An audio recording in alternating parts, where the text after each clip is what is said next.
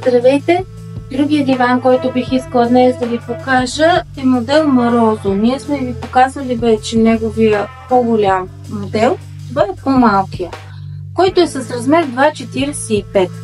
И лично аз мисля, че при този неголям размер от 2,45 използваемата част, както виждате, е един никак не малък обем. Тоест, ако имате по-малко место, това е един от вариантите, който може да използвате, защото мястото за засягане и използването никак не е малко. Разбира се, виждате, има механизъм за сън, тук има и ракичка, която се отваря.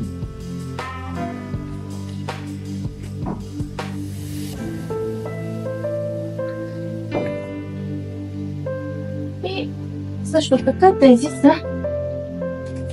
повдигане, доста удобни за почивка.